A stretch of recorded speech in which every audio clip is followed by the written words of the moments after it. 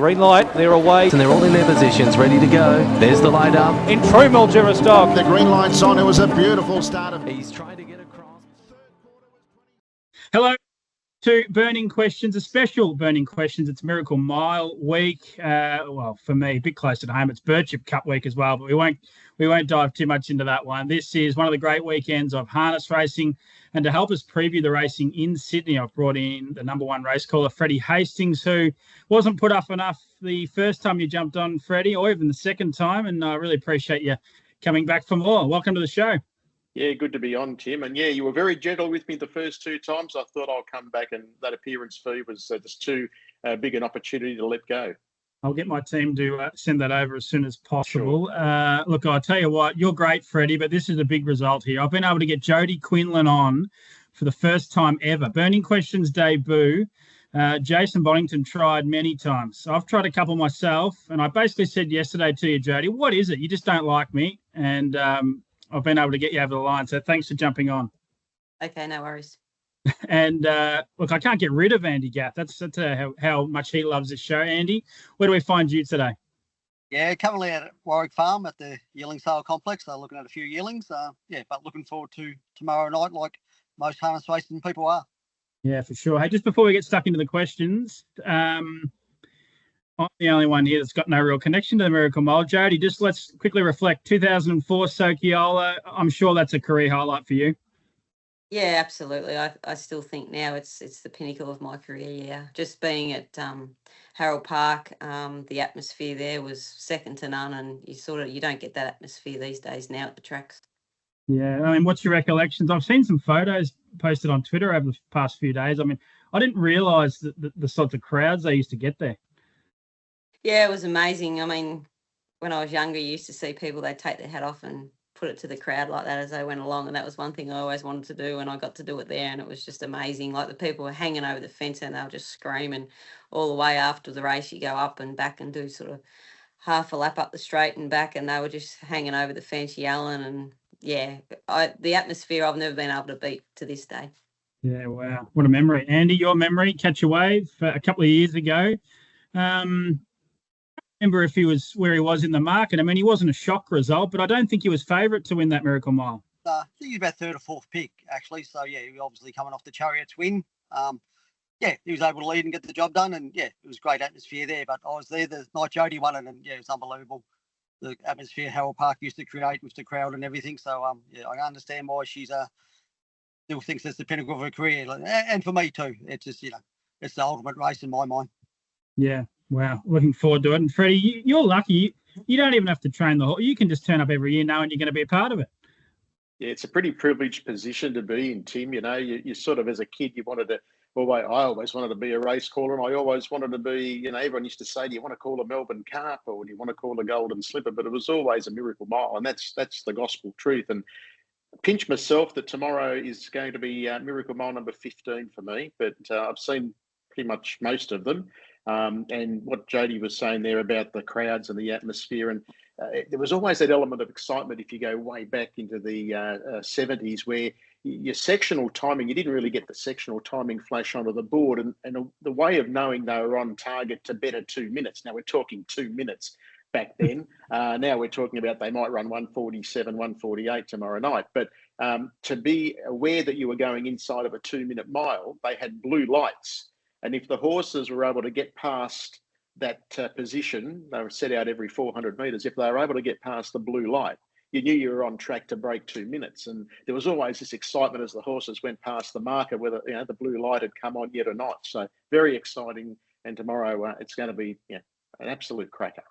Yeah, it's almost like the swimming, isn't it, with that world record line on the TV? It's kind of like that, exactly like that way back when. And now, obviously, we see the times, and I get to see them as the broadcaster, and you're sort of not guessing, what sort of time or where they're kind of on target to run a really quick time. So, yeah, it's a bit different these days. And obviously on the bigger track, we can get times down in the 148s. But back then it was just a real measure of speed to be able to get under 2 minutes. Yeah, wow. Well, thanks for your recollections about the Miracle Mile. Jodi, your camera's disappeared there. Yeah, because someone's trying to ring me and I don't know how to get it back. There should be a button there somewhere. I'll let you play with that. We'll leave you to last here. The first of our sponsors, Pride's Easy Feed, stand as a proud supporter of the harness racing industry with their set recipes and quality ingredients to give the trainer confidence in what they're feeding. So make the switch to Pride's and start getting the result you've been chasing. I'm going to thank Pride's for getting Jodi Quinlan back on camera. That's their result. Well done to them. Tokyo's fave for the Geelong Cup, but should he be, given he's still on the up?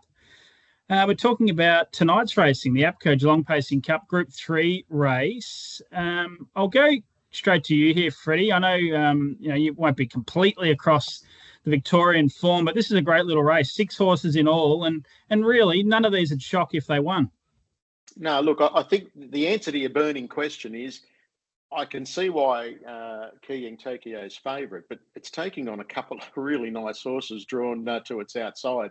And then you throw in, Jillaby and Riquero, who was very good last week. I think they're probably coming to it to favouritism because of its barrier. But, gee, yeah, you're racing a couple of real nice horses there, in particular MacDan and Act Now. It's going to be a tough assignment, but it's a horse that is on the up. There's no doubt about it. And I think whatever it does tonight and going forward in future, future months, you're going to see a really nice horse. And I'm always very respectful of any of the Lee's horses, but I think it's a tougher assignment than punters might have already pegged. And I kind of think the 2 drawn to its outside definitely are live hopes. Yeah, I think so too. And I was speaking on radio just before, just 250 for Keying Tokyo against this caliber of opposition. He hasn't yet done anything. I don't want to say he's overrated, but he is well spruiked by a number of people, and he's yet to really deliver in a big race. He hasn't been given many opportunities, admittedly, but yeah, I just couldn't take 250 about him to win this race. If he wins it, fantastic. But there's some very good opposition here, including one of Andy Gath's horses, Tango Tara. Just a sticky barrier draw, Andy. Yeah, unfortunately for me, I got 4 runners over the weekend and have all drawn outside the front, but that's the way it goes. But a little bit with you too, Keying Tokyo. He's only had the 15 starts, and every other horse in the race except for Riquero Rebel have won more than 15 races. So he's given away a lot of experience to old and more seasoned horses and been over the 25-70. Obviously, the barrier draw brings him into it, but I wouldn't be backing him at those odds anyway. I think he's far too short, and I think he'll probably drift late. But yeah, it's a nice even race, and obviously, Jodi's driving a quality horse in an Act Now, but you can ask him whether he's going to go forward or back at the start. Yeah, well, that's interesting. And Jodi, you might have your own plans, but connections might tell you otherwise. What is going to happen at the start here with Act Now? I think MacDan will lead. Act Now's never been able to cross him from being outside of him, and Act Now's last win was when I just sat him and drove him very quiet. So I don't know what Emma and Clayton will be wanting to do, but I would imagine that I would probably be driving him with a sit again. Okay. So, yeah, you don't anticipate that they'd want to take a sit on MacDan? It never has before ever handed up to me, so yeah. I would highly doubt it. I sort of tend to agree with the boys. I think Keying Tokyo, it's probably a horse on the rise, but I always say no matter what age group and that, when you go into open class and you're taking on seasoned horses like MacDan, Tango Tara, Act Now, Riquero Rebel, there's always that element of class you're taking on, and I think until they're seasoned against them, it's still an ask, but it's obviously going to get the right run and it's got the good draw. I think there's a photo on the back wall there, Jodi. What year did you win the Geelong Pacing Cup? 1997. And the horse? Our Millers Road. Okay. Can Act Now join your illustrious wall of fame there behind you? He's nearly got a wall of his own on the other side. True. Yeah, true. But can he have the Geelong Cup there? I hope he could add another one up there. Look, it's not beyond him. It just depends. I had a chat to Emma last Saturday night, and she seemed to be happy with him. She said he's had a couple of trials. He's had a few little, setbacks along the way this time. So, if he runs up to his last win, he's always, he's always hard to beat if he can get home like that. He doesn't have to lead anymore. I've always said that no one believed me until he did it, but everyone thought he was a one-trick pony. He had to lead, but I think he's proven now he doesn't have to. My only worry would be, I don't know that there's any mid-race pressure that'll who will go around and put any pressure on, and that's a worry. If MacDan leads and gets it easy, it'll sprint home and it'll be mathematically impossible for the rest probably to outsprint him. Yeah. Okay, well, good luck, Jodi. Great race. Race 6 tonight, 8:55 p.m. The Geelong Pacing Cup at Group 3 level. Logical Staffing Solutions provide labour hire and recruitment services to the transport, warehousing, automotive and manufacturing industries. A logical solution for your staffing needs. It's a truly fascinating Miracle Mile. So which connections will finish with a smile? We're talking about Sydney or Menangle tomorrow night. As I scroll down, it's the Garrard's Miracle Mile, a $1 million Grand Circuit event, 9:45 p.m. Well, I might go straight to you here, Fred. I don't think you'll disagree. Everyone's saying this is potentially, it is the best field the Miracle Mile has ever seen. What a privilege to call it. Absolutely. Look, I was saying before we started the program today that I'm sort of hung up in the 80s a little bit when you look at horses like Gamelite and Popular Arm going around in the race, and then beyond that, some of the great champions. But I think this one across the board, if it was a footy team, it'd say across the paddock, it's just about got everything. And I think for me, it's the best that I've called in my 15. Tomorrow will be number 15. And I think the barrier draw really created so much intrigue with the way the marbles fell, because you get Swayze who draws or comes out with the 2 marble, but then with the scratching, the imminent scratching of the emergency, comes out of 1, and that's not necessarily going to be its gate. Cam Hart is going to have to really produce some Cam Hart magic to try and get the horse away off the inside at some point. Don Hugo, speaking to Luke McCarthy after the barrier draw on Sunday, he sort of gave me the impression that there's a little bit of untapped gate speed with Don Hugo that he's going to perhaps utilise. Tack McLeod's the tactical horse in the race with his gate speed. There's no doubt about that. And because of that, it could potentially drag Leap to Fame across with him, and he might be able to find a spot. Sooner the better can get away. Catch a Wave, my map, and with all due respects, I can see Catch a Wave being in a similar position to last week, where it's going to be the run-on horse. Now, if they go crackers up front early, that's going to play into the hands of a Catch a Wave, or maybe on what we saw the other day, Captain Ravishing. Butte race, so many elements to it that create so much interest. But Don Hugo was probably the winner in the barrier draw, at least. Okay, so you're with him, Freddie. If I had to push on top selection. Yeah, look, I've agonised. I've flip-flopped about 17 times since Sunday when the barrier draw happened, but I'm going to go Don Hugo, Tim. I think Leap to Fame, we all know how good he is. And Swayze, they're outstanding horses. And I've got to put Catch a Wave in, because I thought outside of some of the horses that were in the top of those horses in the top placings, I thought it was an amazing performance to come into the race the way it did. And it is a Miracle Mile winner as well. So it, like Leap to Fame in this field, chasing 2 Miracle Miles. Yeah, great insight. Jodi, I know you're not involved in this race. You'd love to be. Leap to Fame, he's $2.20. Don Hugo, $3.10. Swayze, $5. Catch a Wave, $8.50. Captain Ravishing, $9.50. They're the horses under $10. Can you find the winner for us? Look, I'm sort of a Leap to Fame fan. I think he's a champion through and through, and he always seems to rise to the occasion, but it's not going to be easy for him.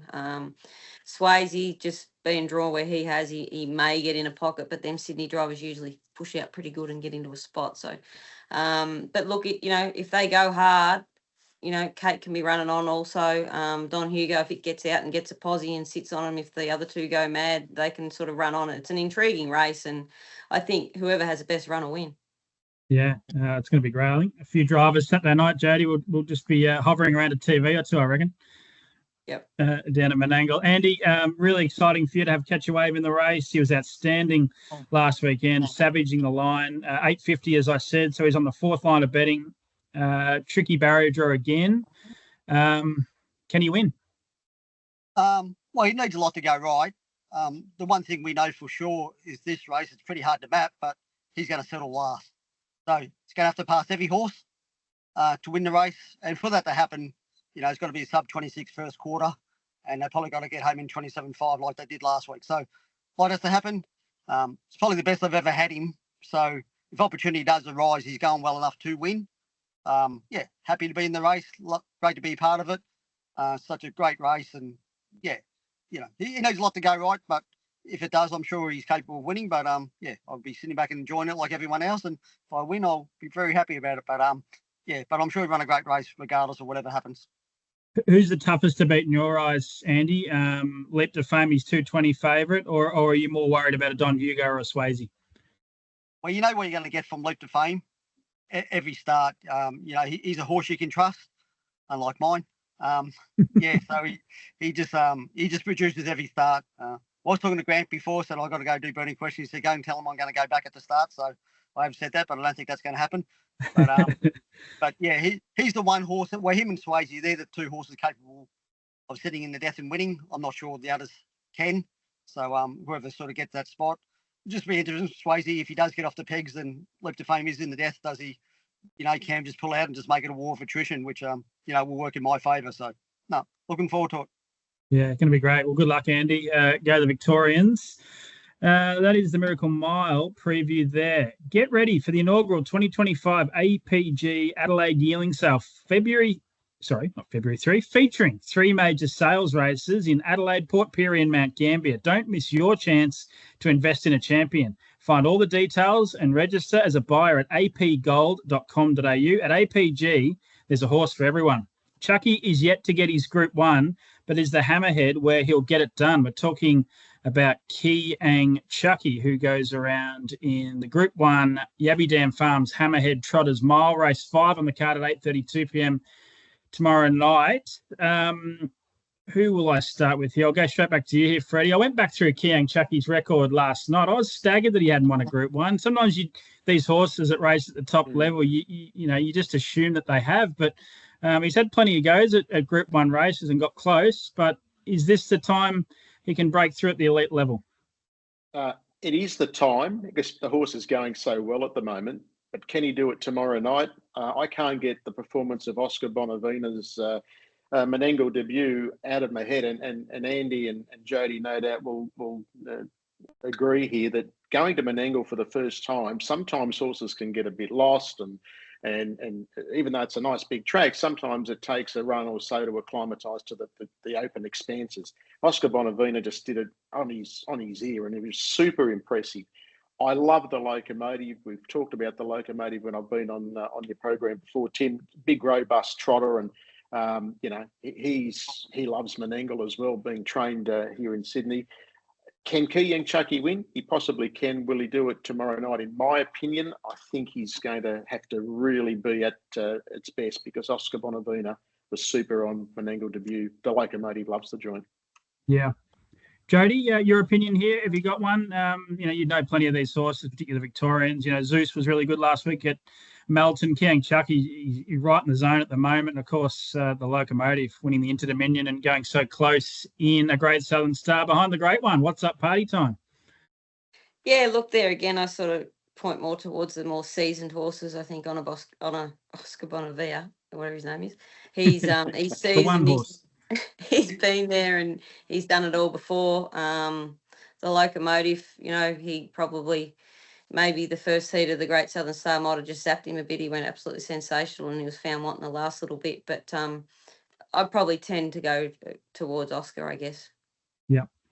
Andy, barrier draws, as you've already touched on, haven't been kind this weekend. What's up, party time? Little CJ, as you call him at home. Like, he's a ripper. This looks difficult for him, though. Yeah, no, it's very difficult. Obviously, you know, he won the heat in the final of the Great Southern Star both times with big odds, and yeah, but it wasn't a Steve Bradbury job. He had to earn both of them. They were both really good performances. He does excel over the short. He's a really good short course specialist, but the barrier draw has probably taken away his winning chance. I think he's a good place chance. Kiang Chucky, getting back to him, you know, he's really in the zone, but his short course form's not that great. That's when he tends to not win. So, yeah, he's probably going to be up against a little bit, but I think Oscar from the draw and the Locomotive, you know, he might bully his way to the top, and we saw what type of runs, what type of time he can run. So, yeah, I'd probably stick with the Locomotive. I think we'll find the top and just be too strong. I mean, he's got that good what's up party time form, doesn't he, Andy? Well, they all have. Yeah, and Iron Bobby City ran second and third behind him. It's the Iron Bobby form, really. Iron Bobby beat What's Up Pay. He come out and won again at Melton. Righto, let's look at the big Group 1s there at Menangle. We move on to Melton, and just let me find this race. I was trying to scramble while you were chatting there, Andy. I'm going to find it. Jodi, you might be able to help me here. What race is my Uncle Stan in? Race 2. Second. There he is, race 2. So the question is, Jodi loves teaming up with Stan, so second up, will things all go to plan? Race 2 at 7:12 p.m, the Logical Staffing Solutions Pace. Another shout out to our great sponsors. We'll hold you till last year, Jodi. Fred, it's a difficult race for people that watch Melton closely to find the winner of this race, but I've made it's more difficult for you. Can you throw a dart and find us the winner of race 2? Throw a dart. Look, I should stick loyal because I know Jodi does have a great record. 4 wins on my Uncle Stan. Tough draw by the look of things tomorrow night for you, Jodi, but I'm not prepared to take the partnership that has yielded 4 wins and 4 placings from 17. I've been doing my research, Tim. So even though I mightn't be right across everything, I did my research. And the best part about coming on the show, I just have to say, I love your rhymes. Your questions all rhyme. I think that's just the feature. Well, thank you. And I'll just mark down the timestamp there because I'm going to cut that up for my promotional material going forward. Pay rise. Yes. Now, look, in all honesty, it's from what I can gauge looking at the race, it's a pretty tough race. And as you said, it's a race that those that follow the Melton form closely would find a difficult race to try and sort out. So it is difficult for me. Probably I was looking at perhaps the form that Repelling's in, but it's got an outside draw to contend with. And then you got my Uncle Stan, who's got that good record with Jodi. So tough race. I'll let Jodi elaborate more and take the inside lead and maybe have a little investment to load up to have some cash before the Miracle Mile, Jodi. No pressure. Yeah, what do you think, Jodi?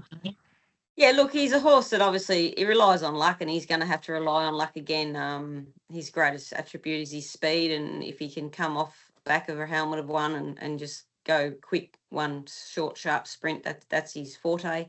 He's not a horse that can lead him up 3 wide or sit in the breeze or anything like that. He's going well. I was happy with his first up run. His trials have been good, but there again, he's not just a gimme winner. He's going to have to rely on a bit of luck. If he gets that luck, he can get home.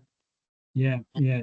Andy, not involved here. One of your staff members, is there? Jodi Leadham's got the drive on First Dance, who went well last time out.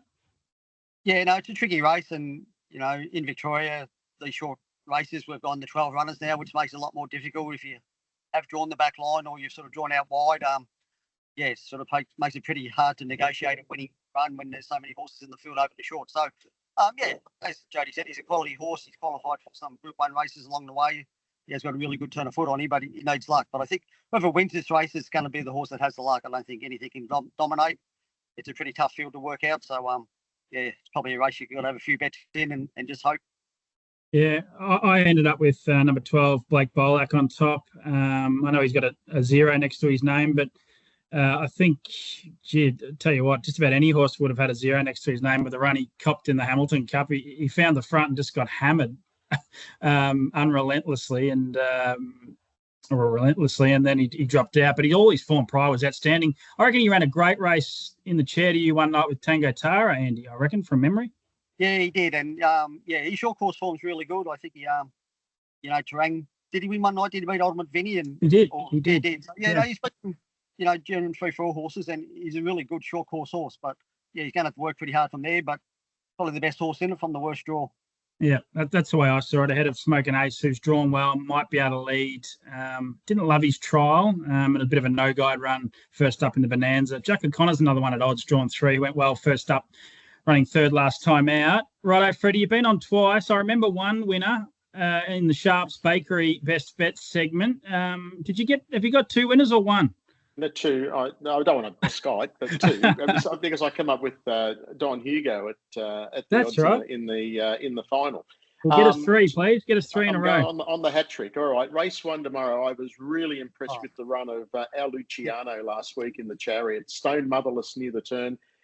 Zipped up on the inside, flashed home, finishing through the line better than most. Its sectionals are off the charts, and from barrier 1 in the first race, admittedly taking on, we've talked about it today with some of the horses on the up racing against the seasoned horses, but I think the horses he's racing tomorrow, he's certainly up to. So race 1, number 1, get the cash early, and then we'll have something on my Uncle Stan. Oh, that's right. Andy, your reaction there, were you going to go something similar, were you? Well, I was going race 1, number 1, El Luciano. So thinking with Fred, if you're running a half in 53.2 and you come out with drawn barrier 1 the next start, you just want to be on it. So, yeah. And it's $2. It's priced at the moment. It's around the $2.40, $2.50 mark. I thought it was entitled to be shorter, Andy. So yeah, no, great minds. We're on song here, hopefully. Yes. Good stuff. Fantastic, Jodi. Have you got a best? So my first question to you: Sharps Bakery sponsor the Best Bets segment. Have you been to Birchip? Have you driven a winner at Birchip? And most importantly, have you ever had the vanilla slice from Sharps Bakery in Birchip? I don't even know where it is.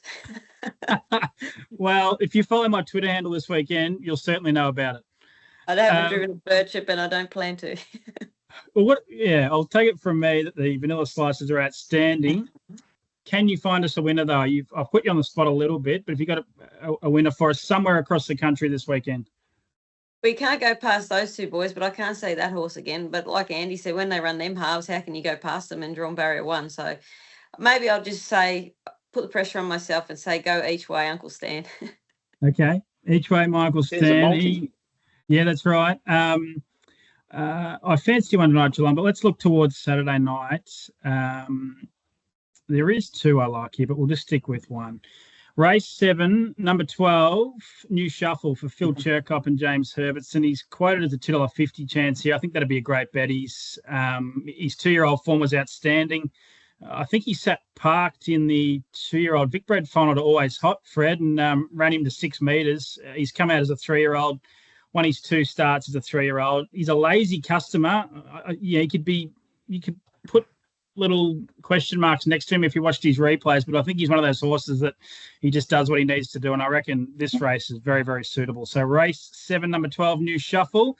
Good luck, Fred. Thanks for jumping on. I really appreciate it. I know you've had some personal things that you've had to attend to this week, so thanks for making time on Burning Questions. Absolute pleasure, mate.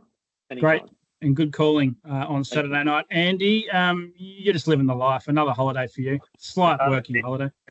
I haven't seen the updated market for the best on ground for the Birchip. Are you still short price favourite to get the 3 votes? That's right. We didn't talk about that. Yeah, I've got the market here, Andy. I'm just looking. I opened up $2.30 and I'm into $1.18 as we speak for the best on ground. I'm going to say I'm going to be performing well. As I said, Jodi, you don't know much about Birchip, but can I implore you to get there at some point in time? Because I reckon if you drove a Mallee Bull Pacing Cup, you could knock one of those photos off the wall and put it up there. Well, you'll have to get me a good drive to get me to go. That's right. Well, I'm going to have to buy a horse and get you on. Thanks for jumping on. That's been Burning Questions, March 7. I'll be back next week with another episode. Green light, they're away. And they're all in their positions, ready to go. There's the light up. In true Mildura stock. The green light's on. It was a beautiful start of... He's trying to get across.